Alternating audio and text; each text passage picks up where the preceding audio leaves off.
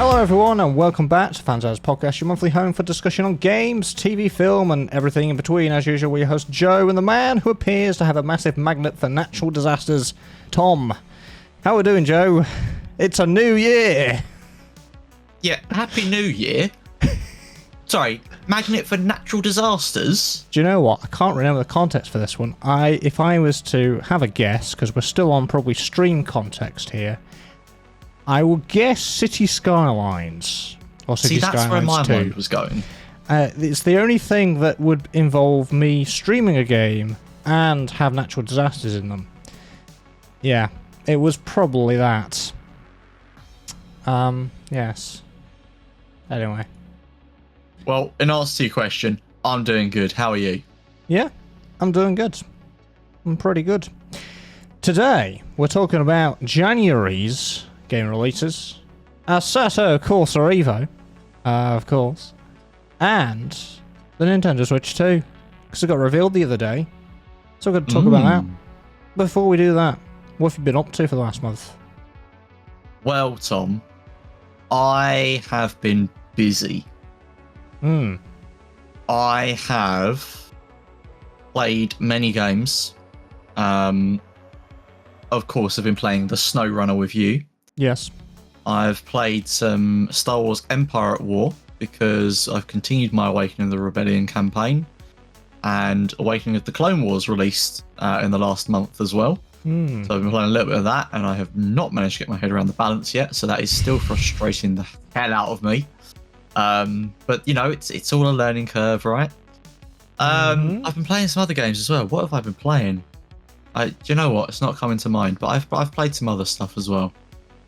And then in terms of watching, I watched Skeleton Crew, which I know I was a little bit iffy on at first. Yeah, you were. I think it turned out to be quite good in the end. Glad I kind of worked through that and continued to watch it. And I've also started watching quite recently Chernobyl. I've been seeing a lot of clips online for it on YouTube and stuff, like little shorts and stuff. Do you know what's absolutely hilarious? Chernobyl has started to come on my shorts feed as well. Oh, okay. Yeah. Yeah, I've just, for some reason, I've been inundated with shorts, you know, obviously covering bits and pieces from that mini-series. Yeah. And it's just made me want to watch it. So, yeah, I've gone and found it and, yeah, I started watching it. I've only watched one episode so far. It looks pretty good. I mean, I'm quite interested from watching the clips anyway. Yeah. Yeah, no, I'm excited to watch a bit more of that because that seems quite interesting. Nice. As for me, over the last month, majoritively I've been playing my sim racing titles. Le Mans Ultimates because its December update brought in the LM GT3s, which is the Le Mans, the ones that are usually in the Le Mans series or go on the 24 Hours of Le Mans. Oh, okay, yeah. So they're slightly different to the regular GT3s, so they were introduced. And then I was playing some regular Assetto Corsa again, in preparation for Assetto Corsa Evo, which has now released, which I'll be talking about today. Zombies as well, Marvel Rivals, bit of that. Watching Skeleton Crew like you. I really enjoyed it, you know. It was really good. Yeah. It is funny because it's actually around something that we don't actually think about. Where the hell does the money come from? Well, there you go.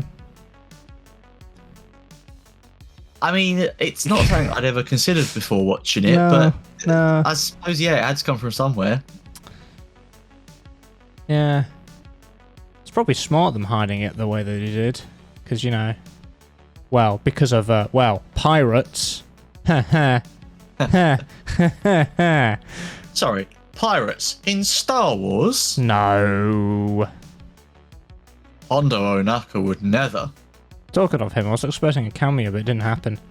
I did hope for it just a little bit.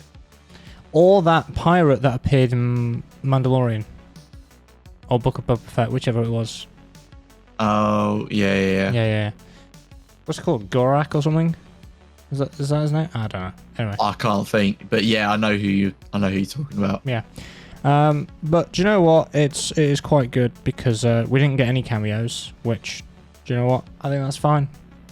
It's another little pocket of Star Wars that we like. Yeah. Sorry, I was just going to say, it makes a nice change because I don't think we really have seen that. It all seems to be quite interconnected. Yeah. Like, very obviously, with certain characters appearing across different shows, different films, or whatever. So, yeah, it was nice to say that it was a little bit more self-contained. Yeah, it's cool. I've also been watching number 1 Lone Star. That's continuing. I didn't realise, but the regular 911 only had 8 episodes for that. So I was expecting more, but it was because that season was filmed during the strikes, so there wasn't many episodes. Oh, okay. Yeah.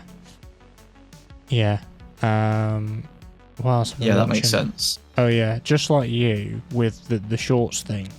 I have a bunch of shorts of the Flash TV series with Grant Gustin. Oh, I love that. So I started watching it. It's on ITVX for the first 6 seasons. It doesn't have season 7 or anything like that. Okay. But so I'm basically up to season 6. And that's where I'm up to, and I'm really enjoying it. Considering I don't really watch anything from DC, the last thing I watched from DC was probably the original Supermans with like Christopher Reeve and all that. Oh god, yeah, okay. All the way back. Yeah, I don't really watch DC stuff, so that's fair. No, to be fair, I don't think I watch a lot of DC either, but I really enjoyed the Arrowverse that was on TV. See, I haven't watched the Arrow, although the funny thing is, at the start on season 1, it's sort of a little bit confusing because it also obviously has the Arrow involvement and the Arrow characters. So when there's the crossovers, that's when it's getting a little bit confusing. But there's the big crossovers as well with Legends and stuff. And then I get really confused because I haven't watched any of all that. And that's what I don't like the way that they've done it, because some episodes, sometimes you get part 1 or part 2 of these collaboration stuff. Yeah. One of them is in The Flash. That's it.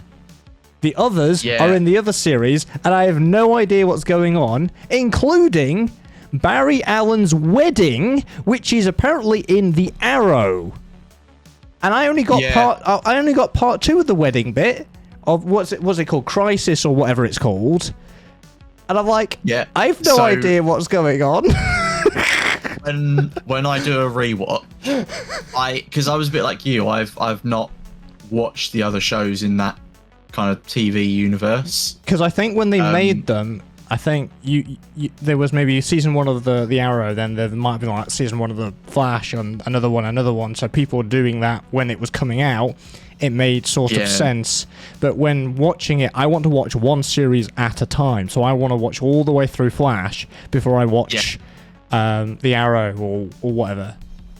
Yeah, no, I'm the same. And I came to the party late. So that's how I've watched it. But when it comes to the specials, I literally have the Wikipedia page open of these are the episodes in this season. And when I see that the next one is a crossover, right? What's the parts of the crossover? What series is it appearing? Okay, I'll go and watch them in order so I know what's happening before I carry on my Flash watch through. Yeah. Flash was the one that I loved out of all of them. I've obviously seen bits and pieces of the others. Yeah. But no, when it comes to the crossover, I watch it all because, like you, I'm like, but what's happening? I don't. No, I'm confused now. It just doesn't make sense. Again, I'm still really flabbergasted to the point where, Barry Allen is the main character, but they've removed his wedding with Iris from his own series, and it's in another one. Like, because I think the part 2 bit is that multiverse where the Nazis won and all that. Yeah, isn't it Crisis on Infinite Earths or something? So you basically get reintroduced to when it's like the Nazi sort of Earth thing, and I'm like, what the hell is going on? I have no idea what's going on here. You do go into it like, I'm sorry, what happened? Like, No. We were fine just a second ago, and no. See, I know. I the only thing I know about that Earth is it's another Earth, multiverse Earth, and that's it. That's all I know about it. And I know there's duplicates of the main characters basically being bad and all that kind of stuff, but yeah. It's just confused me. Yeah, I'm with you on that. It worked really well at the time. You know, if you were watching all the series, or if you was even just jumping between them a little bit, yeah, you could still follow it along. Trying to watch it back now, it's terrible as a new viewer watching it as a bulk binge watch from season to season. Well, even going back. So what? I've got to watch 2 seasons of The Arrow and a season of The Flash to get their crossover episode. Then I can finish off those seasons. Then I can watch the next season of Arrow and Flash. But now I need to watch a season of Supergirl because now there's a crossover between them. And it gets bad. Yeah. And it's not even just that. It's not just 3 of them because what is it? There's Arrow, The Flash, Supergirl, Legends of Tomorrow, Vixen, and Batwoman. There's like 5.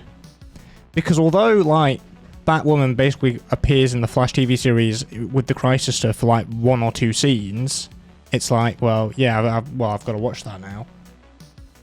To be fair, I think Batwoman only got like 1 season, didn't it? Yeah, it did. Didn't last very long. Yeah, unfortunately. Yeah. So I sort of binge watched that over a period of Christmas and all that kind of stuff. So yeah. So that was cool. That's fair. Yeah, that's basically what I've been up to. So, shall we go over the gaming releases for this month? Tell me what's coming, Tom. We won't be covering everything. First of all, my little highlights. There are 2. One, well, in fact, they're both obvious. But the first one most definitely is, because it came on the 16th. What could it be, Joe? Can you... Is it? I'm going to throw a guess out here. Is it Lego Racing? It is not, because that's not been released this month now. I don't know. I'm out. Assetto Corsa Evo, of course. Dun dun dun. Shock horror. All right. Now, Tom, I have missed your streams on it, so to give me a little taste of what it's like. Well, I'm going to be talking about it as a main topic today, but... Of course you are. Do you know what? I should have realised.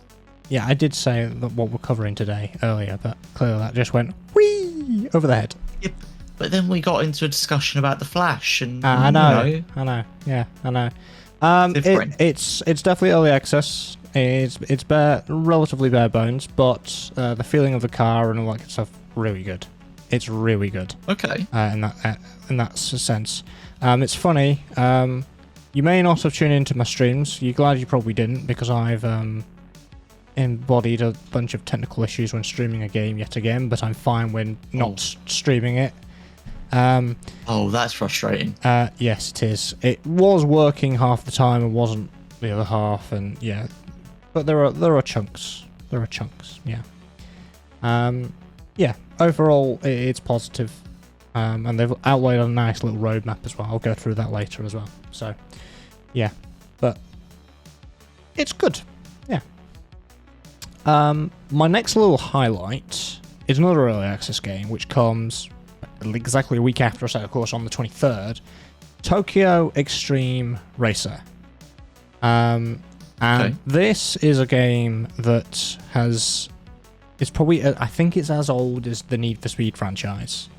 It's not had a game in 18 years, and it hasn't really appeared on our side of the map. It's been more of the sort of over in Japan and all that kind of stuff, and it's had numerous names. It has had an appearance in Europe. It's probably not been as dominant. Basically, you race against, or you duel against other AI racers. It's a single player game on the Shikoku, or the Shuto Expressway. Basically the Tokyo Expressways. Yeah, that's, if you remember the Shikoku Revival Project mod for Assetto Corsa, that mod is inspired by this game franchise.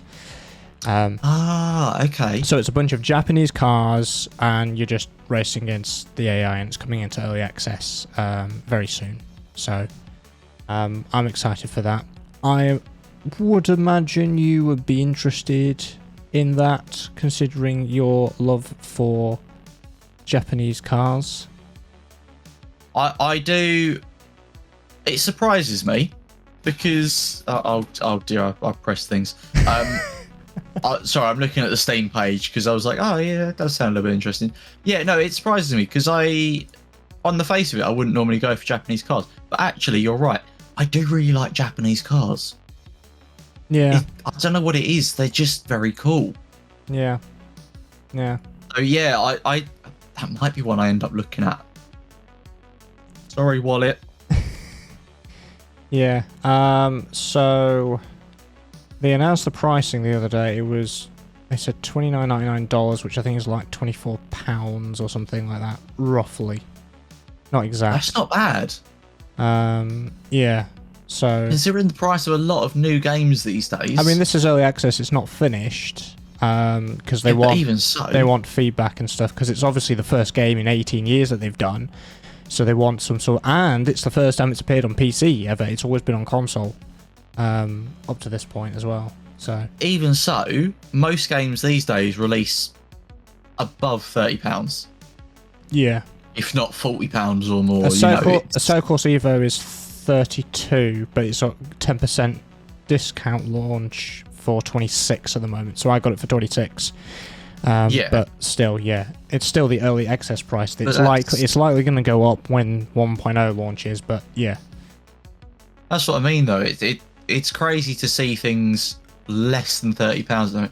Okay, sure, it's early access, but even then, you're still selling a game that is going to be a full game. All right, it may be in 6 months' time. Yeah.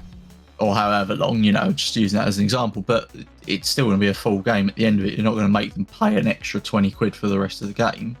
Yeah. So it just, I don't know. It just feels weird that it's less. I like it, don't get me wrong. Yeah. It just feels odd.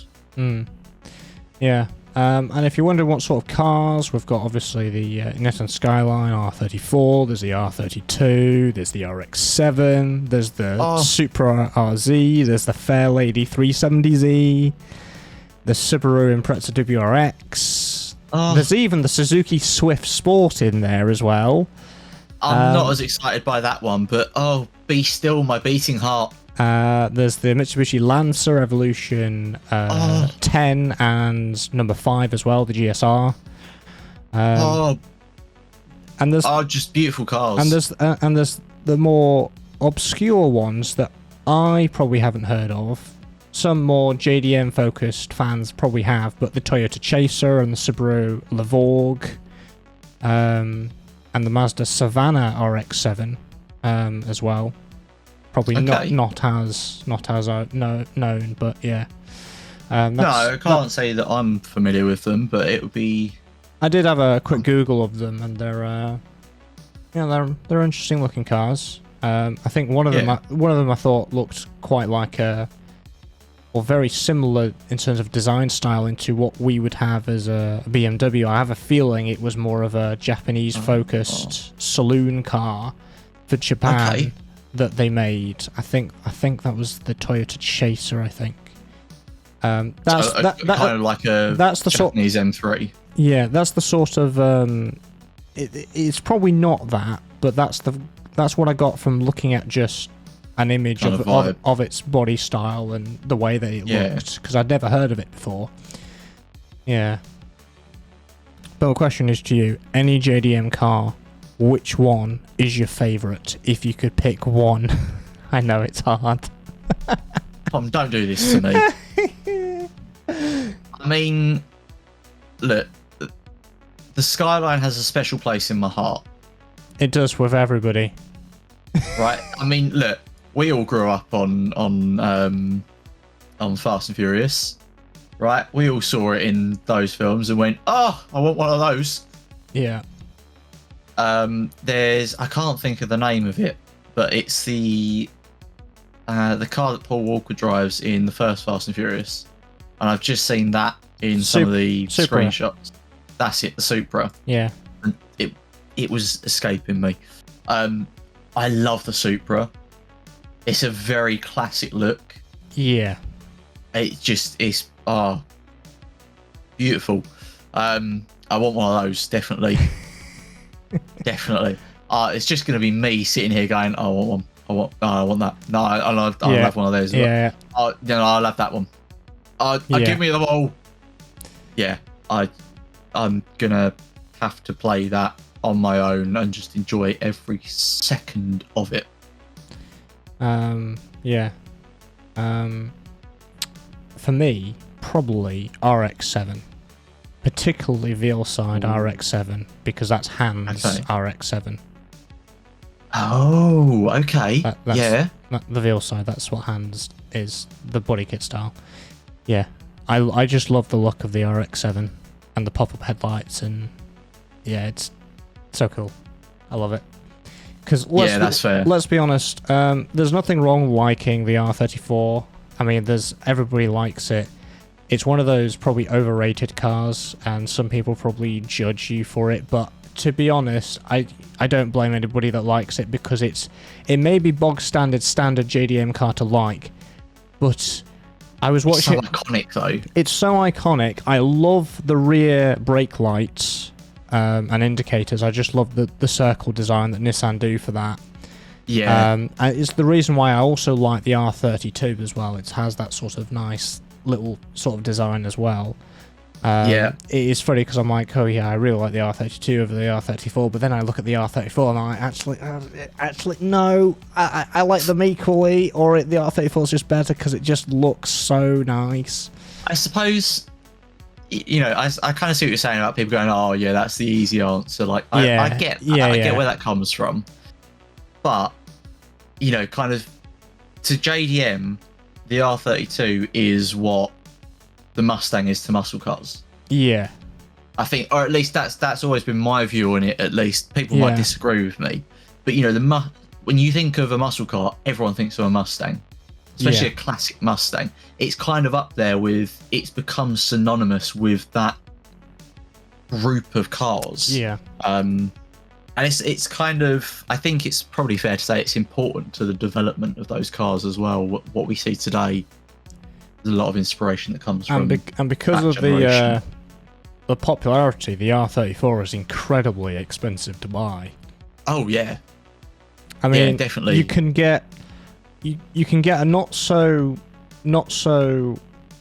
proper GTR, which is the GTT version, which is a bit cheaper, but it looks like a proper R34. Because I think they go for 200,000 now. I think. I'm just going to see if I can find one. Yeah. Because I think I looked the other day. I also looked for an RX-7, which I actually surprisingly found a stock one, which is rare, for 40k. So I don't have that money to spend, but Oh dear. What? Oh, I should stop looking. What have you found now? I can never remember which generation is which is probably going to frustrate many people that are listening and are into cars. Tom, I don't know if you'll know, it is a 1998 Skyline. Yeah. Do you know which one that is? Not off the top of my head. No, I don't know either. Anyways, it's just shy of £67,000. Ooh. It's so much. I swear I'm going to stop looking at that. I swear they go for like 200,000 though. Anyway, yes. Yeah. So Tokyo Extreme Racer, if you like your JDM stuff, might be worth having a look at it. I'm looking forward to it. I'm probably going to be picking it up. Racing game fans are eating good so far this year. Assetto Corsa Evo and Tokyo Extreme Racer. Brilliant. But now those were my highlights. Now the other game releases that's coming up is Chocolate Factory Simulator for PC on the 7th. That's already out. So if you want to run your own chocolate factory, You can. You're so flabbergasted. What? Chocolate Factory Simulator. Look, there are many... You're telling me I can be Willy Wonka? Yes, you can. For £14 as it's on sale at the moment. At the current time of recording, it's usually 16 quid. So yeah, you can. You absolutely can. We know we like our Sims. We know there are some wacky ones out there. Yeah, but I'll be honest. Chocolate Factory Simulator was not on my list of games to come out this year. No, I know. It was a new one that I found out. And I was like, oh, okay, cool. Alright. So if you like Sims and you like chocolate, yeah. There you go. Okay. Yeah. The next one is a game that probably everybody's familiar with. My Summer Car on the 8th. Now, this has been in early access for a long time, and it is officially released as of the 8th of January 2025. It's officially version 1.0. The game where you basically build a car from scratch. Have you heard of this? I feel like your reaction is like, I've never heard of this game ever in my life. I have heard of this. I watched Squirrel play this years ago. Like, I think I was still in school when I first saw this game. Yeah. I didn't realise this wasn't out yet. No. I'm shocked. Yeah, this was early access. And it's now out. 2016, 24th of October 2016 is when it initially came out in early access. That's mad. 9 years. Ish. Still, doing better than Star Citizen. Let's not go there. Let's not open the can of worms. That's Star Citizen. Yes. Sorry, I couldn't resist. So yeah, I've been hesitant because I know nothing about engines. Mm-hmm. And you sort of need to know about engines to build a car in My Summer Car. So. Fair. So yeah, I think we're in the same boat, aren't we? Yeah, it's one of those that looks interesting, but I need someone to hold my hand a little bit because I don't know really what I'm doing. Yeah, because if you put something wrong in the engine, it's like, yeah, it doesn't work, and then you're like, what have I done? Bang. What have I done? I don't know. Anyway, yeah. On the 23rd of January, we've got Final Fantasy VII Rebirth for PC release. It's already been released, but this is the PC release. So that's coming out for those people that like Final Fantasy. We've also got a Star Wars game remaster by our favourite developer, Aspyr. Oh. Oh no. Star Wars. Yeah, I think this is single player. I think. So we're fine.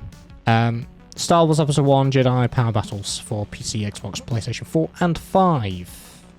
So that will be coming out, or should already be out by the time you're watching or you're listening. Yes. And then we've got, on the 30th, we've got Spider-Man 2 PC release, after being on PlayStation for its period of time. And then Sniper Elite Resistance for PC, Xbox, and PlayStation. That also comes out on the 30th. New Sniper Elite game. Do you know what? Rebellion are very busy because they're releasing this, and then in March, they've got Atomfall that is coming out. Oh, okay. Which we've talked about on a few times. Yeah. The north of England, Cumbria. Yeah, I remember. Yeah. I'm just usually you're like, oh yeah, I can't remember. What was that game? That one I remember because I remember saying it's weird to see another game that is a bit Fallout-esque. Yeah. Also British. Shortly after Fallout London came out. It's probably indolent for a while anyway, but yeah. that is the gaming releases for January. Okay. Shall we talk about Assetto Corsa Evo? Because I want to. I don't know about you. I feel like you want to talk about this as much as I wanted to talk about Space Marine 2. Yep. Probably. Most likely. Not far off. So, Assetto Corsa Evo. My first impressions on its launch, first of all. Well, the launch. What we didn't know was some aspects of Assetto Corsa Evo require servers. We were unaware of this until we fired up and it said offline in the bottom right corner of said screen. And some aspects were unavailable. In fact, some are still unavailable for us to have. Yes. Okay.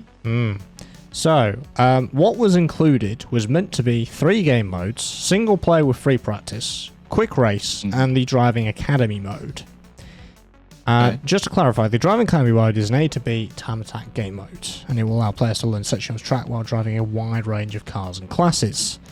And as you hone your skills, you earn licenses in the driving academy, which will let you access higher car classes, and there are going to be 4 to 5 of these licenses at early access, and each license will require you to complete 5 events and will have 1 track per license, so the experience of the driving academy will be progressive. So this was meant to be part of their progression system, and this was one of the things that is unavailable and clearly requires servers. Servers, by the way, are still offline at the day that we're recording this on the 20th.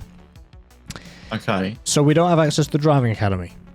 Now, what happened on launch, because some of the cars were part of the progression and the progression's put online, we only had 5 cars on day 1 out of the 20 we were meant to have access to. Hang on. The other 15, are they locked behind the licenses that you can't access? Potentially, yes. Oh. Someone didn't think that through. But there is light at the end of this tunnel. 3 hours after it launched at roughly 4 p.m. on the 16th. Okay. Roughly just before 7 p.m.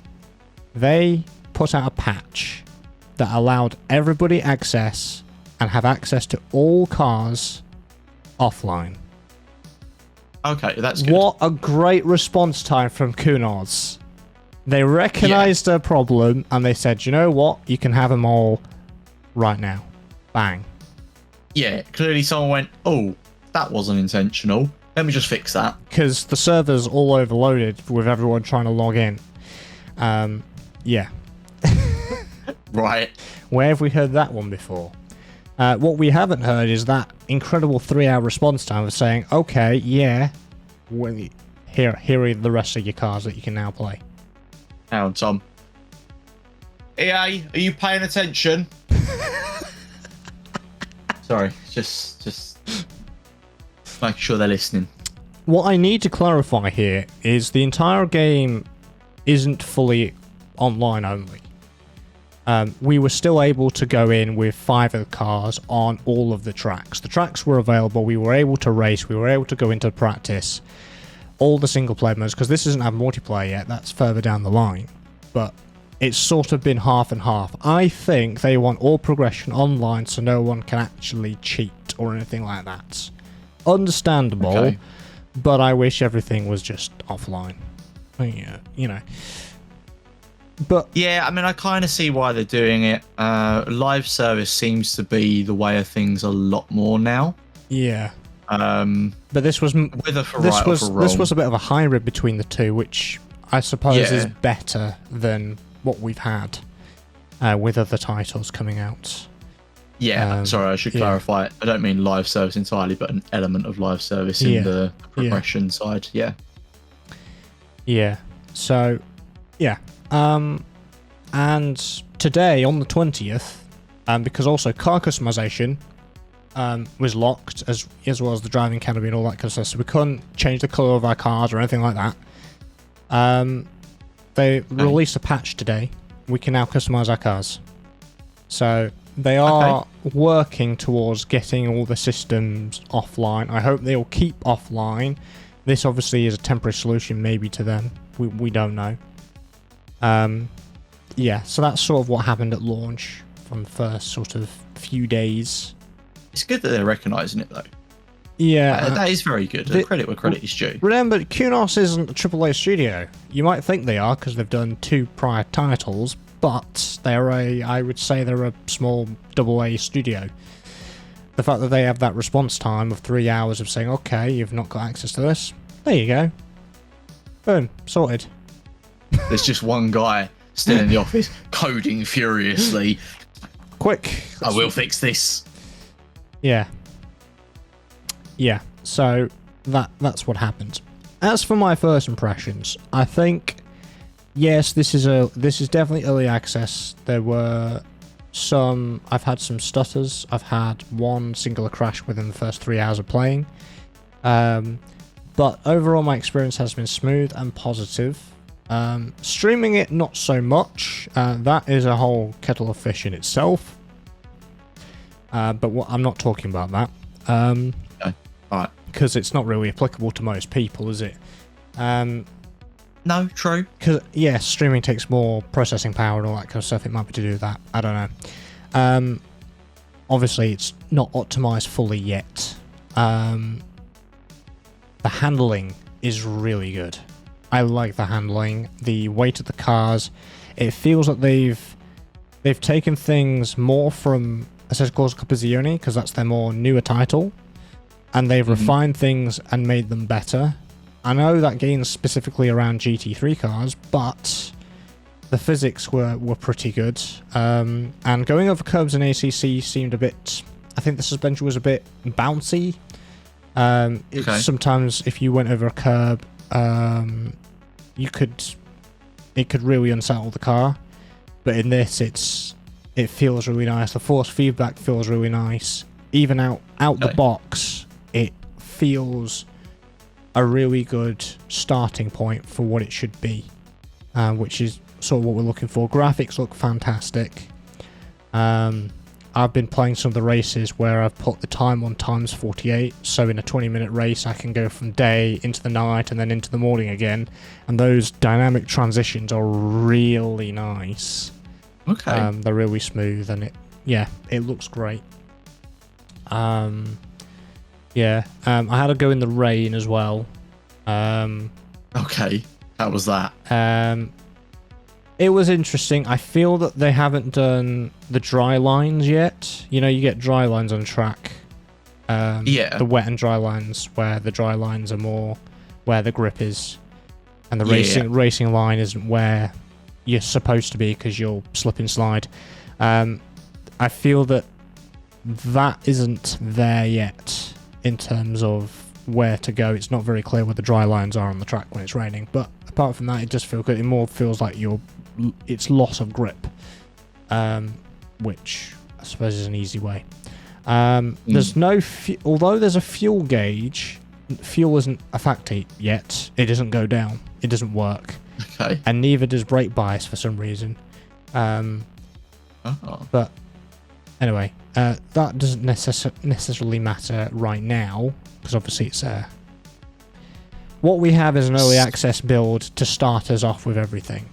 And I think overall they've done a good job of what we can expect, because if they keep going on this trajectory, I think we're going to have a really good sim on our hands. And out the box, I tried controller. Xbox controller. Not a wheel. Oh yeah. Really good. Really good. It's actually drivable with a controller. Just about. Okay. You won't be as accurate or as smooth or anything like that. I probably play for maybe 10 minutes versus my hours and hours on my wheel. But out the box, it feels really good, which I think is a good positive. I was going to say, if it's good on controller, that lowers the barrier of entry. Yeah. Which should be more inviting to newer players. So that's definitely good. I mean, it was good for me. I don't know about anybody else, but you know, it was good. I think the one downside was none of the key bindings for wheels this isn't just a me problem, this is everybody. None of the bindings were actually bound, so we had to manually do every single control. Ooh, okay. Yeah. But talking of the controls, what's really cool is you can bind everything in the car. Everything. So you can actually have a button to do all the interior lights and the infotainment system. So there are so many different sort of things that you can just, do, which is great. There's even there's one button for toggling the pop-up headlights. Okay. If there's a car with pop-up headlights. That's cool. Yeah. So, yeah, there's indicators in there and all that kind of stuff. Yeah, it's really cool. Is that. What was really cool and unexpected, in the main menu, you sort of have your showroom and there's a little car control thing and you can actually open up the car. So you can open the doors, you can put the engine on, you can put the wipers on with just a press of a button in the showroom. And what's also really cool is everything's animated. If you press accelerate in the showroom, the pedal moves down. Oh, you can actually see it depress? It actually depresses, yeah.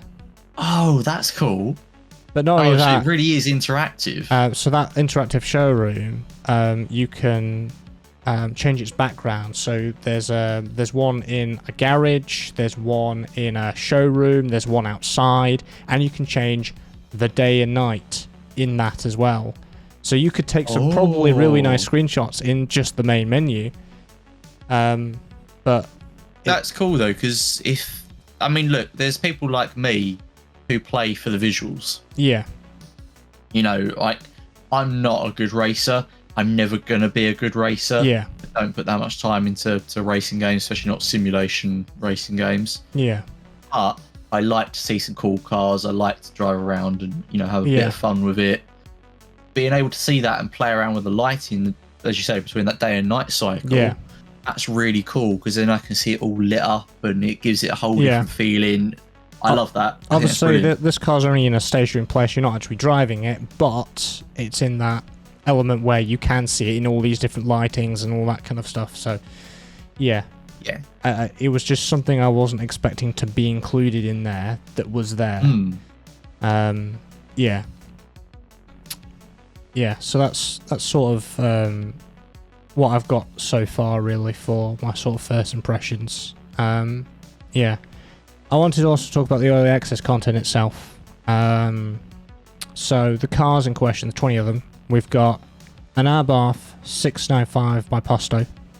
A car that you should be relatively familiar because you sort of drove one, kind of, in Stop the Clock. Yeah, I'm not familiar with the Posto. It's on the same realm as the Abarth 500. Oh, it must be a specific release or something of it. Okay, yeah, I see. You've got the Alfa Romeo Giulia GTA M, the Alfa Romeo Junior Electrica Veloce. That's an electric SUV, which I refuse to touch. First of all, it's an SUV. Second of all, it's electric. I'm not touching that at all. I don't care what you say. I'm not driving that in AC. But it's there. There's also a couple of Alpines. There's the A110. There's the A290B Concept. We've got an Audi RS3 Sportback. There's a BMW M2 and an M4. There's the Chevrolet Camaro ZL1. There's the Ferrari 296. There's a Ferrari 488 Challenge. There's a Ford Escort RS Cosworth, which is really cool. That was the first car I drove an AC Evo on Brands Hatch.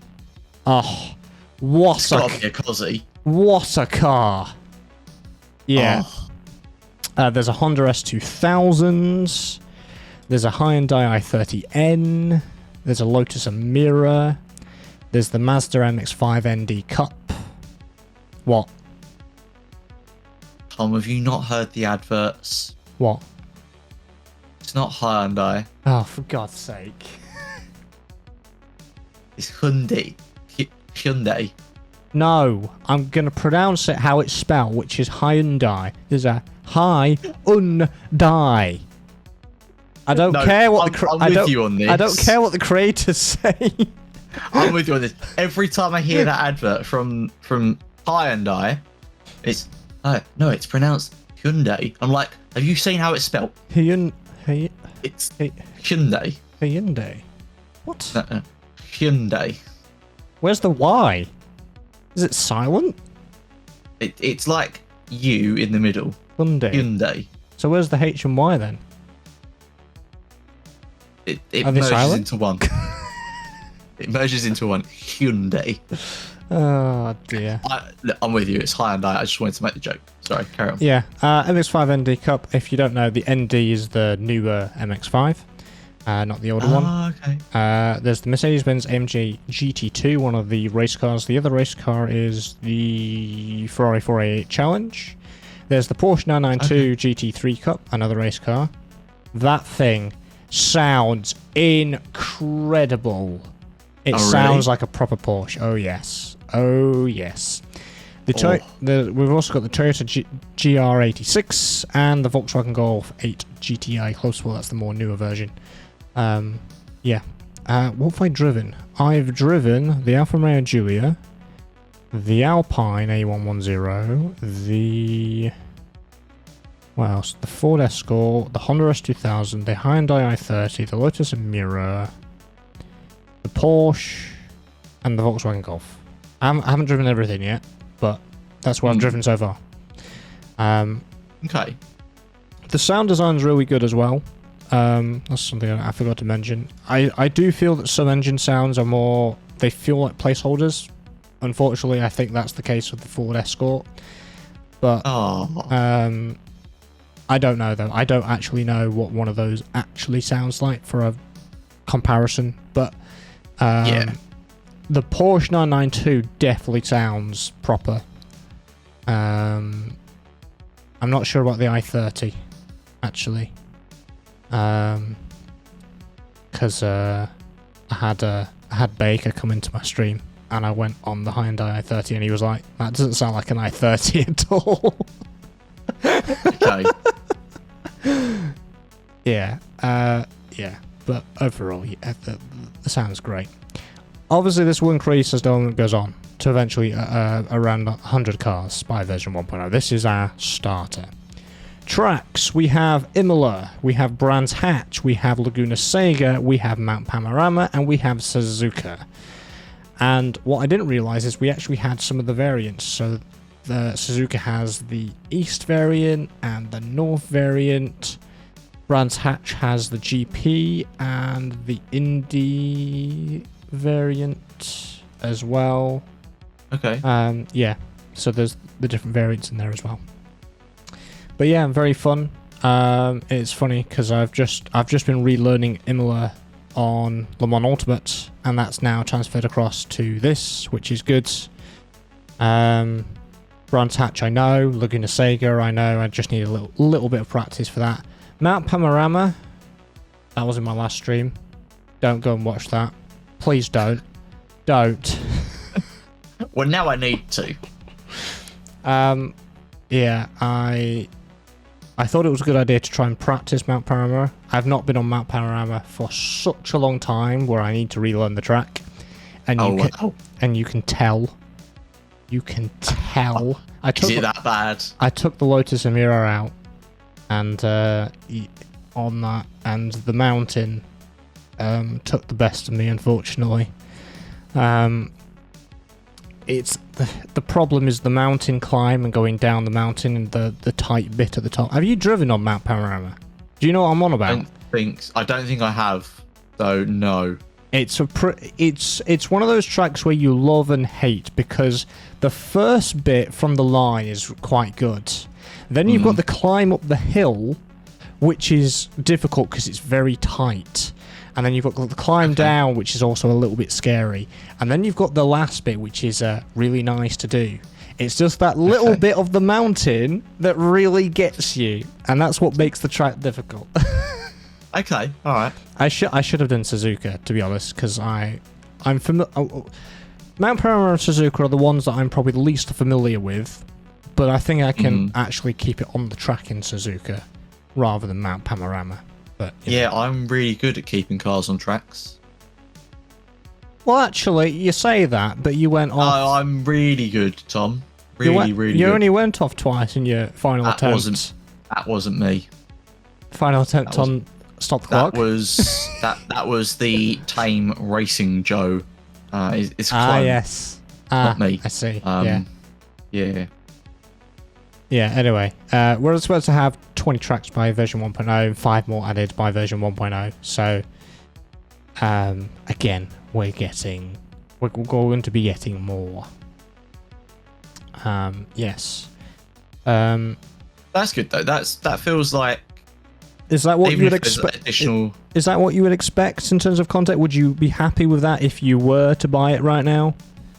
Yeah, I was going to say, like, ignore the issues and technical issues that he has and lack of content. I was going to say 5 at the moment feels quite few. I know there's not as many cars at the moment, but yeah, like 5 tracks at the moment doesn't feel like a lot. 20 tracks by version 1, okay, that seems quite decent. And the fact they're already saying, look, you're going to get another 5 after version 1 as well. Yeah. Whenever that comes, obviously. Yeah. But 25 tracks in total, that feels pretty good. Yeah. I quite like that. That feels like a good selection. And with 100 cars as well, it's plenty to change it up. I mean, you know, currently, if theoretically you did go on every single track with every single car, every single 20 of them at the moment, it would be 100 combinations. Yeah. So, yeah, for those people that like single player, I think the people will put a lot of hours in, which is kind of me, because I don't really go into multiplayer at all. Yeah. Like ever. I'm more of a single player drive against the AI person. So I'm going to love this.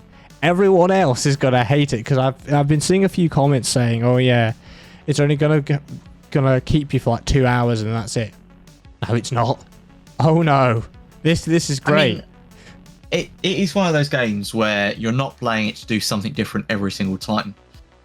You will be going back to cars that you enjoy. You will be going back to tracks that you enjoy. You will be redoing things that you have already done, because that's just the nature of a racing game. Let me just put this in perspective. Le Mans Ultimate came out in February, right? Last February for early access. Now it probably has more content than this, but I've done 111 hours in that. That is 111 hours in single player. I have not touched... Only one track. Don't start that again.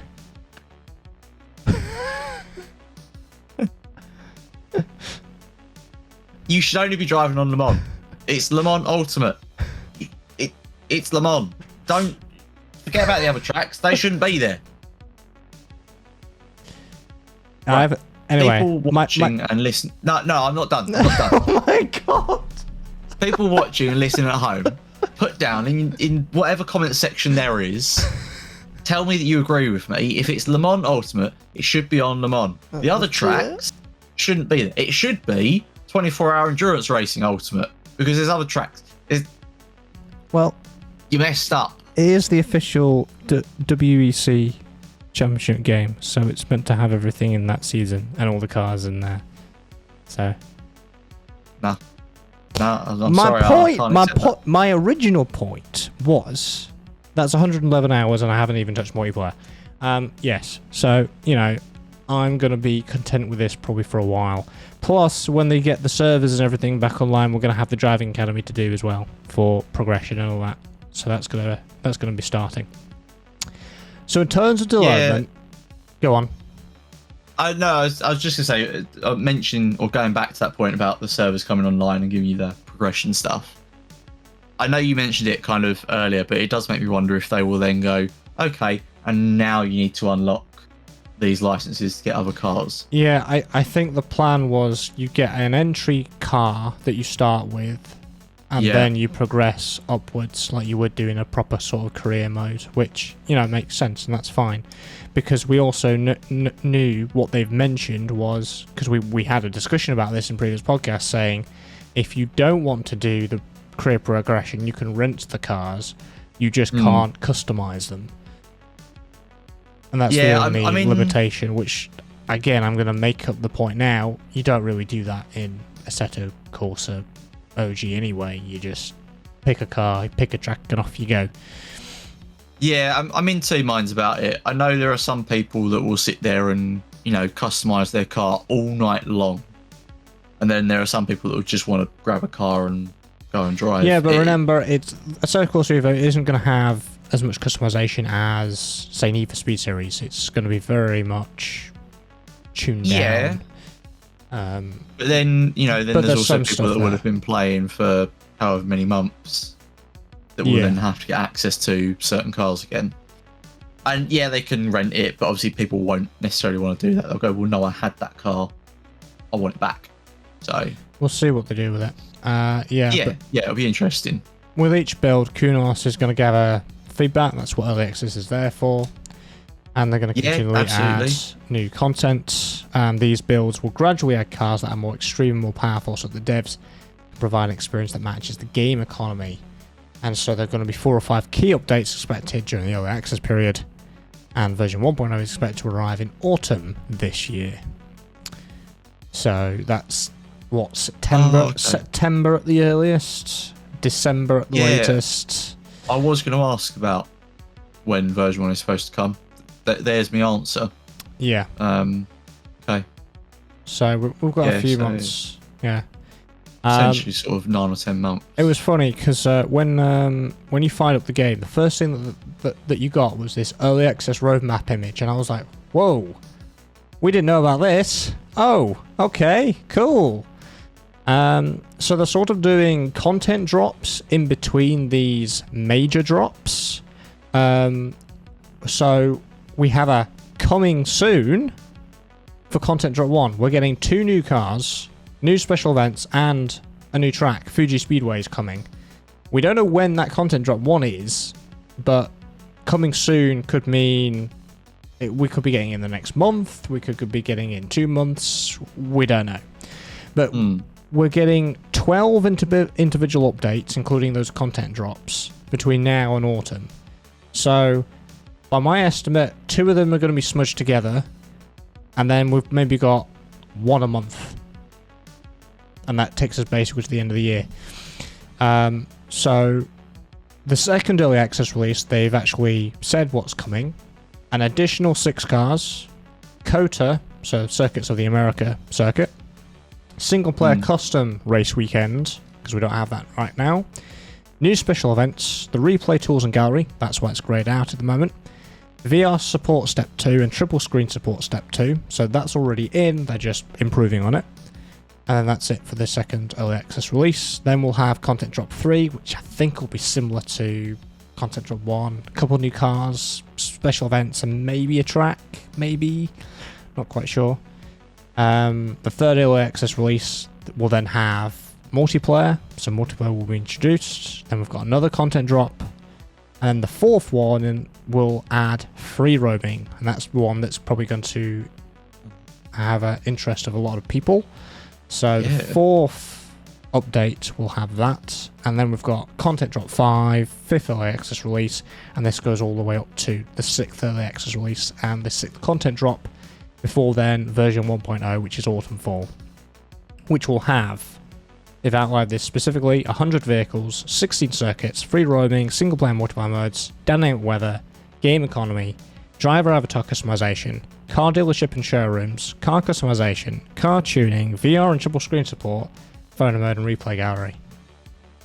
I think that's a pretty good plan for what they have so far. Obviously, this is subject to change, but I think that version 1.0 plan is pretty good, and the fact that they've outlined all this so far, I'm pretty happy with what we've got to come. I don't know what you're thinking from seeing that roadmap. Yeah, it looks like, I'm looking at the image, which I'm sure you're going to put up on screen as well. I know we're not getting much for 3rd, 4th, 5th and 6th sort of early access updates. Yeah. And it's only obviously- really content drop one that we kind of have an idea of. Obviously, this is what they've obviously What's planned coming. so far, but yeah. Yeah, but yeah, I was just working out as well. So you're looking at rough going on the basis of 10 months of early access. Yeah. I know we've not got an exact date, but I'm Yeah. using round figures. It's nice and easy. Going by the 6 updates, you're looking at sort of just over every month and a half for one of these major updates. Yeah. Assuming they do it as a sort of a regular thing rather than moving it around as and when they need to. With content drops in between, it feels like actually you're going to be getting updates quite regularly. Yeah. That feels quite nice. Yeah, I think I quite like this, actually. It looks like we're going to get plenty of things, as I say, fairly regularly as well. Even if it is only, a couple of cars and maybe a track or an event or whatever it is that comes in between them. It feels like it's going to be introducing enough to keep things quite fresh and keep it feeling alive. And yeah, that I know I said obviously that the tracks that we had didn't feel like a lot, but if we consider content drops as maybe a couple of cars and a track every now and again, that doesn't feel too bad. I mean, Actually, that feels quite nice. by the second early access release, we're going to have 2 more tracks because you've got Kota and Fuji. Yeah. So what I mean. That actually does feel quite nice. It feels like they've, for an early access thing, they've spread it out quite well. yeah, And again, I mean, we can only assume obviously what the later content drops will bring and the later early access will bring alongside, yeah, the multiplayer and free roaming that they've promised. But yeah, I don't know. It certainly to me, it feels pretty good. yeah, yeah. I am interested to pick it up at some point. This is looking good. Yeah. I think the overall experience is good so far. As I said earlier, the feeling of the cars just feels really, really nice. And there's been, although the one thing I forgot to mention, the AI are 50-50, I'm going to say. Okay. Because either you can have some really good fights with them, or they just don't believe you there and just decide to whack you off. I suppose it's good practice if you want to go into multiplayer, because then you get an expectation of what multiplayer racing is actually all about. All the havoc and people ramming into you and all that kind of stuff. So, To be fair, that might be something that improves with time. Yeah, it's probably the one thing that they probably need to... is the most contrasting of changes that needs to be done. Yeah. It'll be something they can tweak. They've got enough releases here that they can... Well, that's the point of them releasing it right now. They're seeing what the feedback's going to be like. What works, what doesn't. Yeah, and sort of community feedback do some bug fixing and stuff, which they've already started doing in these patches where they've introduced all the other cars in that first patch, and the customization are now available for offline. They've been doing some smaller bug fixes and stuff with those patches as well. So they have been working really hard and really good so far, and I'm looking forward to the future of AC Evo, because I think it's going to be really good, particularly with this career sort of thing. That really interests me, and the free roaming as well, because we've got, what was it, 1,600 square kilometers of Eiffel outside Germany, outside the Nürburgring, to eventually explore. We'll get the first bit in the 4th release, but yeah, I think that's going to be really cool and attract a lot of people, and obviously attract new people in, because looking at this roadmap as well, it gives people time to get used to the first 20 cars and the first 5 tracks, because not everyone might not know all of them. For example, me, I need to practice Mount Panorama and Suzuka a bit more, because I know the other 3 fairly well. And I think the last thing I wanted to mention was, I think in terms of the driving model, what I've noticed is there's a lot of times, or there's I say a lot of times. There's been a few times where either the AI have spun me off, or I've either come too hot in the corner, or I've lost grip at the rear, and I've been able to save it. And I think in AC or in ACC, I wouldn't have been able to save a spin. But there's been a couple of times where I've been able to save it. It feels good doing it, because you're like, oh my god, I can't believe I saved that. But I just think the physics have improved so much to the point where you could feel so much out of the box. I haven't had to do any tweaking. In fact, I've had to turn for me, the force feedback was a bit too much. So I've just turned it down 10% of its gain. But it tells you everything you need to. And if they keep on going, we're going to have a great sim on our hands. And a bunch of more people that's going to really love sim racing, which is great. And maybe one day, we'll have a Stop the Clock on Assetto Corsa Evo. Once they add Donington Park. and once I get into my creative zone and write some more. Yes. I need to hire writers. Yeah. So although it has its problems, I think Assetto Corsa Evo is off to a good start, despite some issues. It's not perfect, is what I'm saying, but there are things that I like. It's going to become a good simulator. I feel like I've been going on for Assetto Corsa Evo for a long time, and I think it might be time for you to take over before my voice goes. Because you want to talk about the Switch and its little reveal the other day. Yeah, so there has been some talk for a while. I must admit, I didn't know this until I started doing a little bit of research. Turns out there has been a little bit of talk for a while about the Switch 2 coming. And people were making predictions. And then the other day, not that long ago, a trailer dropped. Yeah. A little reveal trailer. And you know what? Before we go into it, first impressions, kind of like it. It feels very simple. It's a really sleek, very good design. I love it. Yeah, it's, I will say, there wasn't much to the trailer. There was no kind of background noise. It was... I think the best way I can describe it, if you haven't seen it already, and I would recommend you go and watch it, because it's a nice little reveal. But the thing to me was it felt a little bit ASMR, if you get what I mean. Yeah. There was no background noise. It was very quiet, and you just get little noises here and there. You get the sound effects of everything sort of taking place and clicking together. There's one moment quite early on where you see like it etching a line, but you can hear it's like cutting into it. It's really quite satisfying is probably the word. And I'm not really an ASMR kind of person, but I like it for this. It works. But yeah, okay, so what have we got from the Switch 2? Well, first of all, got a large display. It's a little bit bigger now, which I don't know about you, Tom, but I quite like that. Yeah.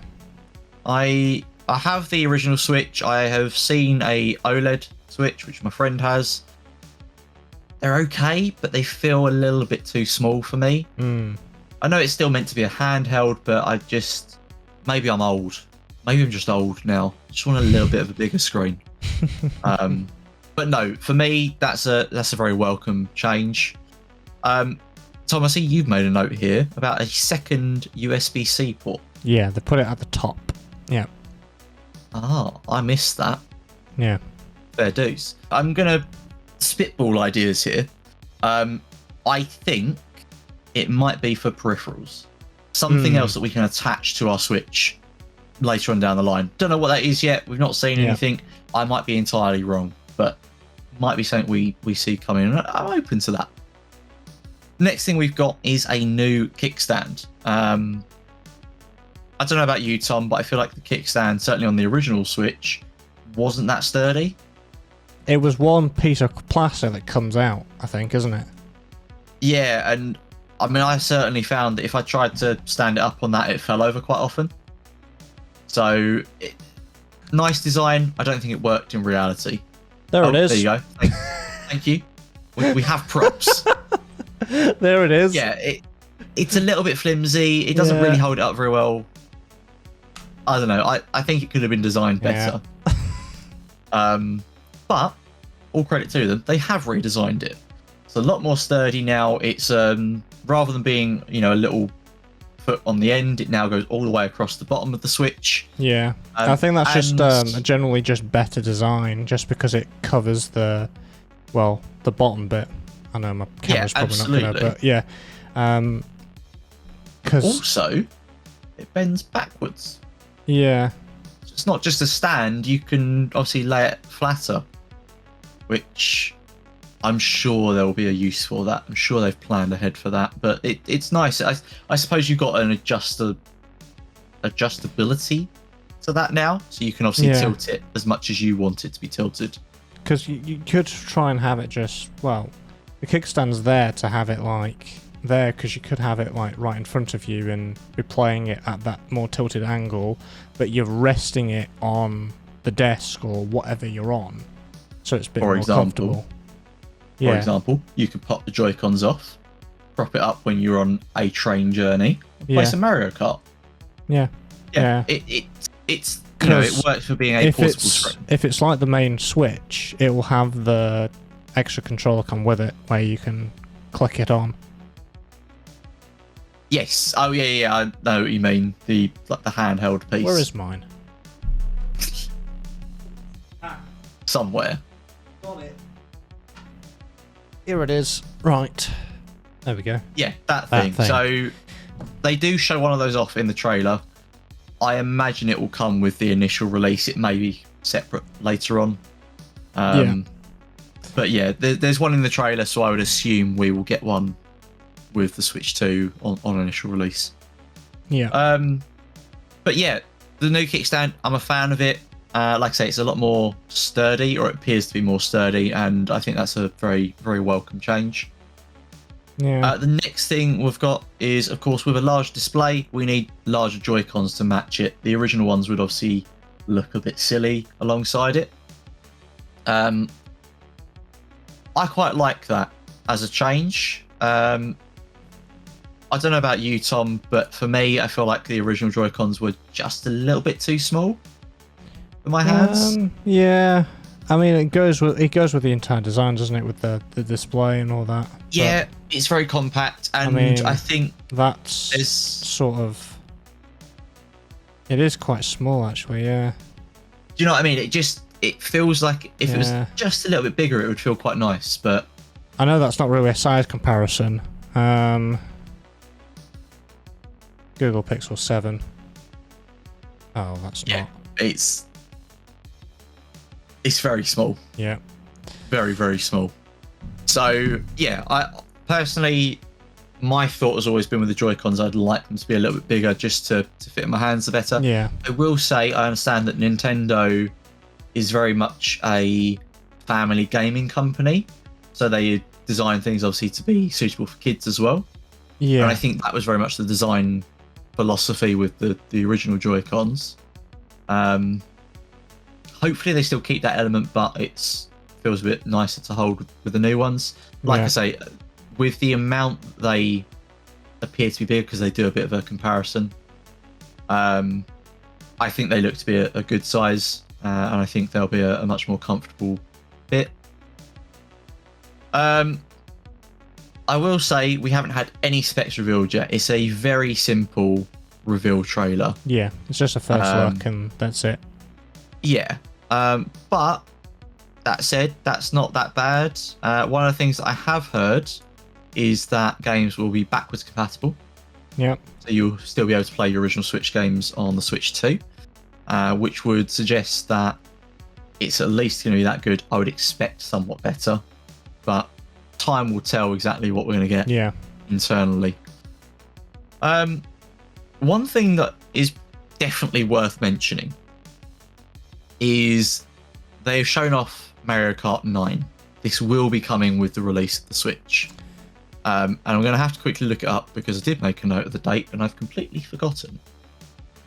But it's been a long time since we've had a Mario Kart release. It's not coming up.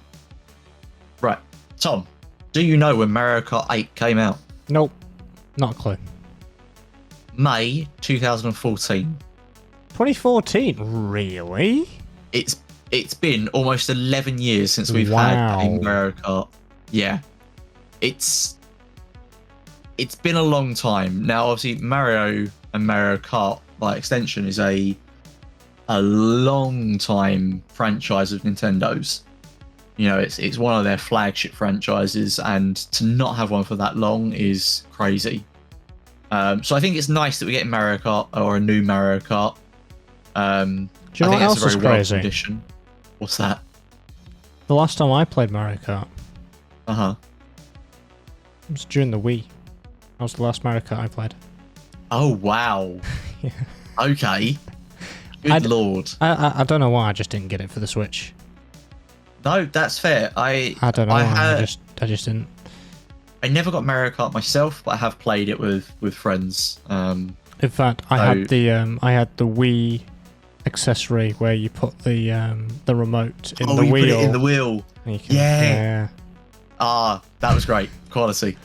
Brilliant console. Yeah, so I think Mario Kart coming back after 11 years is very welcome. Yeah. And I think that'll be really well received by fans as well.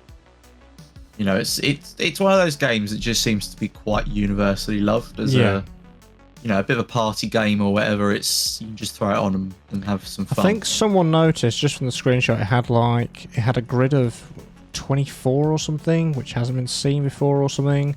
It was an increased grid size. I think someone pointed out, because you can see sort of the grid. Yeah. In one of the shots. So, and I think someone basically tried to estimate or even count the grid size for the next Mario Kart, which is interesting.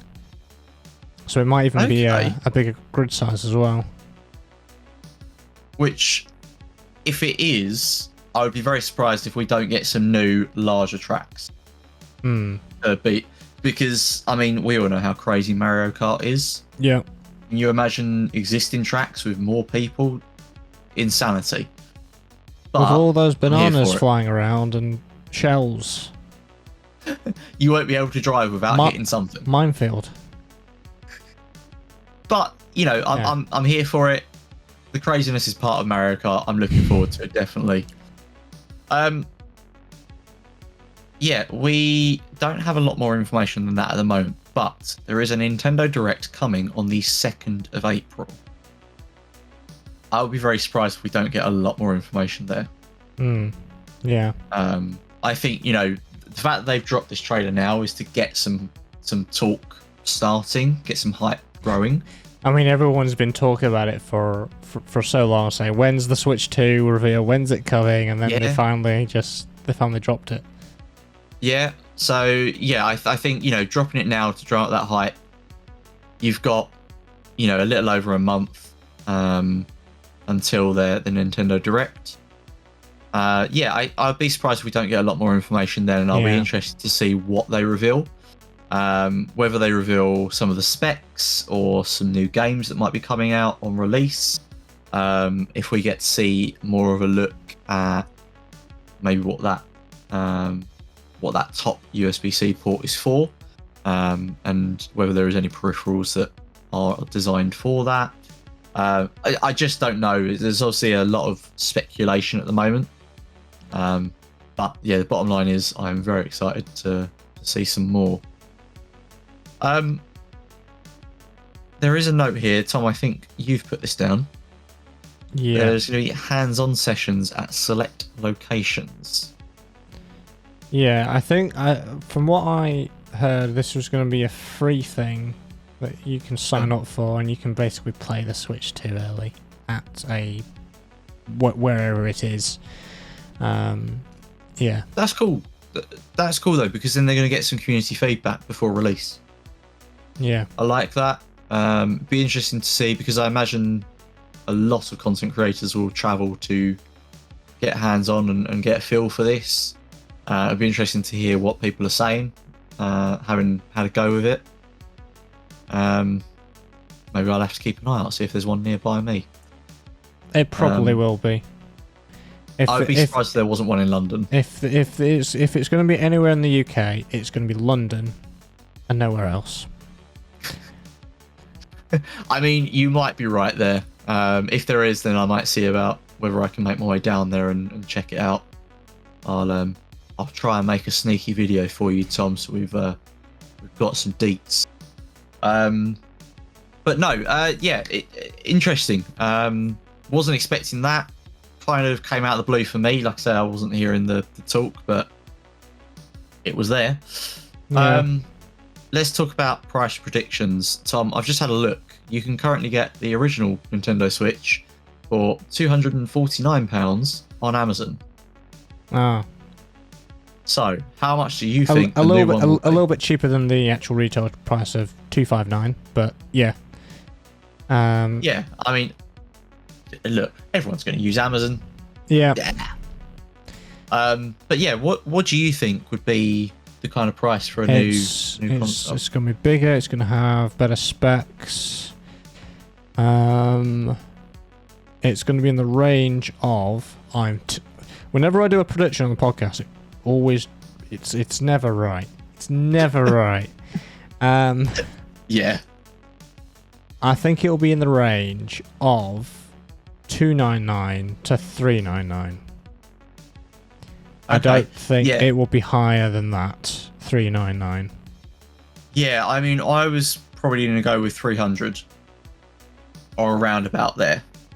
So, yeah. Again, we don't have an idea. They haven't told us yet. In fact, I could see them doing £100 more than what it is at the moment. So $359. Right. Yeah, I mean, that does feel right.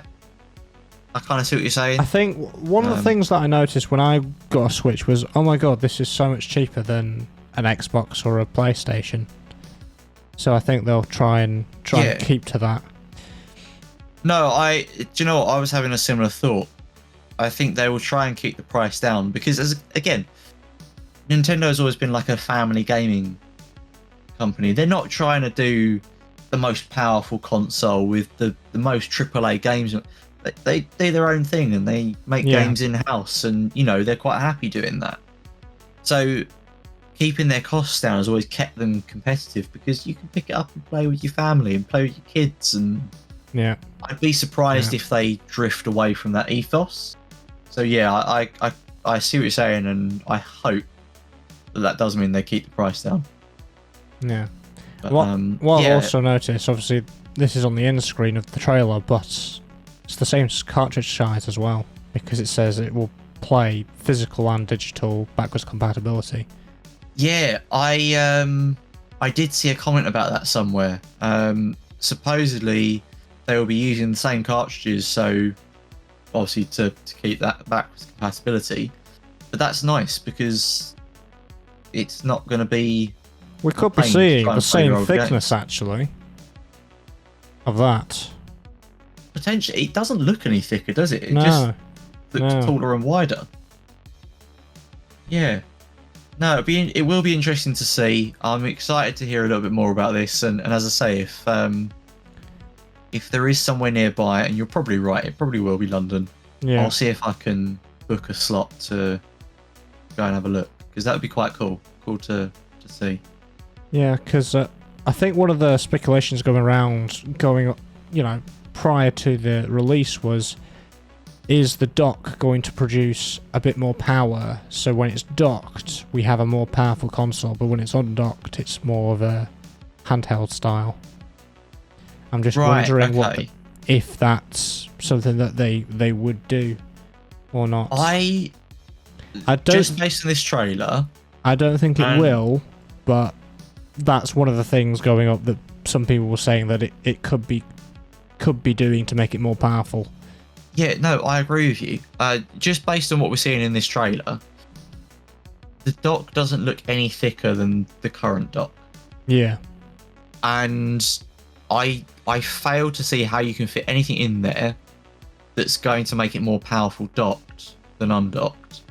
Yeah. It just looks like a charging hub and a way of obviously connecting it to your telly or whatever. Yeah. Yeah, I mean, sure, it would be nice and would give you a reason to connect it more. But yeah, I don't know. I mean, like I say, we don't see a lot of the dock itself. I can't see it happening. No. But yeah, I mean, it's a nice idea, but yeah, I don't think so either. But yeah, I'm sure we will watch that Nintendo Direct on the 2nd of April. Because it will probably be worth talking about it on April's podcast. Yeah, probably. Yeah. So, yeah, watch this space, guys. We will try and bring you some more when we find out more. Yes. Tom, I think that's everything for us this month. I think it is. So, thank you very much for tuning in if you're on YouTube or if you're on Spotify, all that kind of stuff. If you have enjoyed it today, you can give us a follow, give us a rating and a review on the podcasting platform of your choice. Our next podcast is going to be on the 26th of February 2025 at midday UK time. And you can stay up to date with the podcast performing our socials. We found on Instagram and YouTube. Just search Fandom's Edge Podcast. And we can both personally be found on Discord, Twitter, YouTube, and Twitch. Links will be in the description. I'm under Maverick RNG. Joe's under FamiliarForce. And we'll see you in the next one. On the Fandom's Edge.